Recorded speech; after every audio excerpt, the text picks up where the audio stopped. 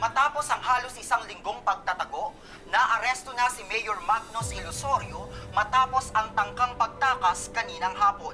Nahaharap sa patong-patong na kasong kriminal si Mayor Ilusorio kasama na ang tangkang pagpatay sa mag-inang Luisa de Jesus at Gigi Robles. Anak, totoo ba yan?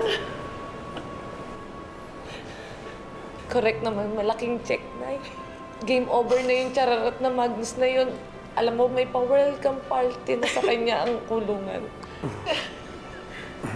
Ma'am Luisa, bumuo na po kami ni Ma'am Sofia ng mga magagaling na abogado para masigurado mako-convince si Magnus sa mga kasalanan niya. Salamat. Ako, anak. Nakamit na rin natin ang hustisya, no? Pwede mo na itigil yung paghihiganti mo. Tapos, ituloy na natin ang buhay natin. Maaari na tayo magsimula muli.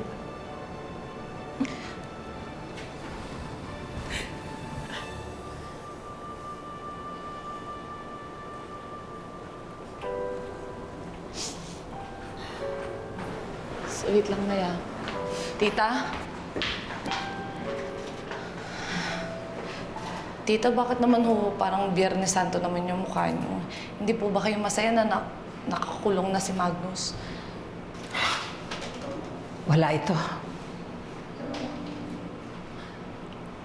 Weh, di nga. Tita naman, huwag na po tayo magtsikahan dito. Dapat puro na lang tayo real talk, oh.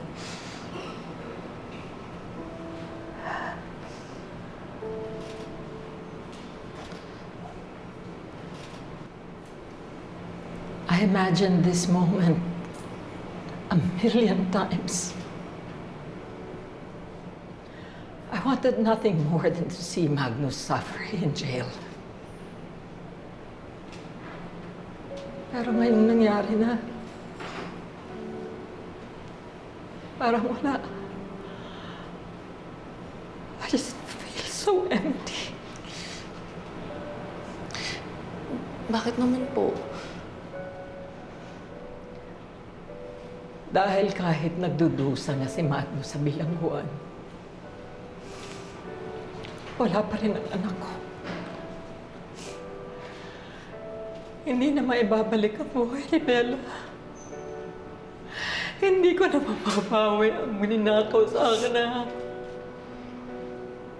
ng demonyo. Tita, Ng demonyo.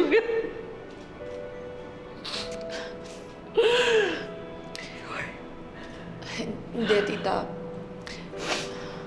Kung hindi naman po kayo masyadong choosy, nandito naman ho ako eh, kami ng nanay. Kami lahat. Kami po yung bago niyong pamilya.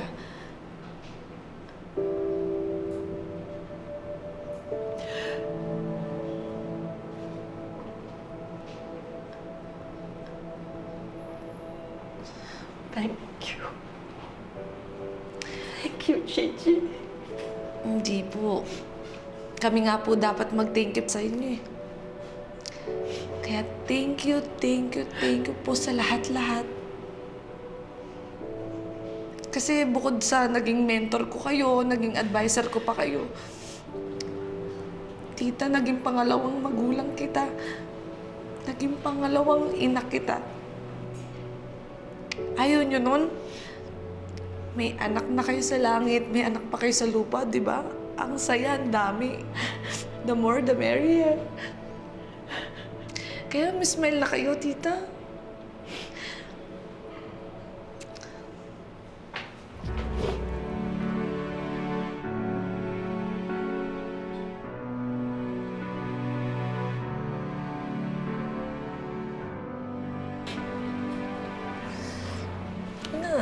Iyak-iyak. Smile na tayo.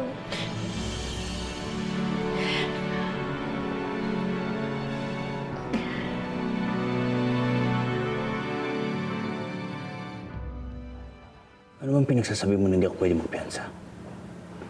Ginagawa mo ba yung trabaho mo? Sa laki ng pinabayad ko sa'yo, I expect you to get me the hell out of here as soon as possible. Pasensya na, Mayor. Pero murder isa sa mga kasong silang palaban sa'yo eh. Non-bailable offense yun. Kita tinggaw eh. Gawa ng paraan. Suhulan mo yung judge para i-dismiss ang kaso ko at palabasin ako dito. Sinubukan na natin, Mayor eh. Pero mukhang matino itong judge na may hawak ng kaso ninyo. Meron tayo nahaharap na katapat dito eh. Gawin mo lahat ng paraan para maabsuelto ako. Didiretsuhin ka na kayo, Mayor. Dahil dun sa video evidence na hawak ni Gigi at yung pagbaril nyo kay Aling Luisa na nasaksihan ng madaming testigo, aggravated pa ng pagtatago nyo at tangka nyong pagtakas. Mukhang mahina laban natin dito talaga. Tawagan mo yung mga tauhan ko. Sabihin mo sa kanila, itakas ako dito.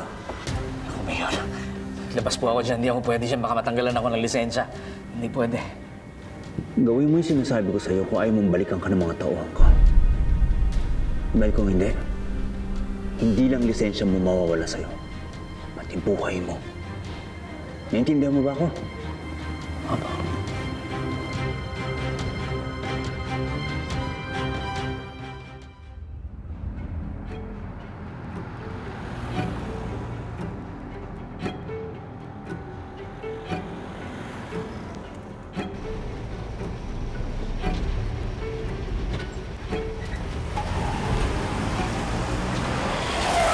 Ano nangyari? Ba't tayo umindo?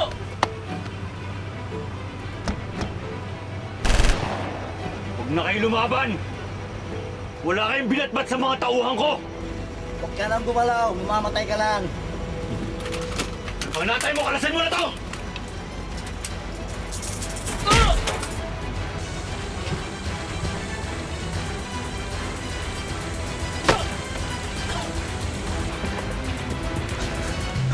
Mayor, kailangan niyo po makita ito. Maganda kayo. Susugod tayo doon. Hindi matatapos ang araw na to hanggang di ko napapatay ang Gigi na yan.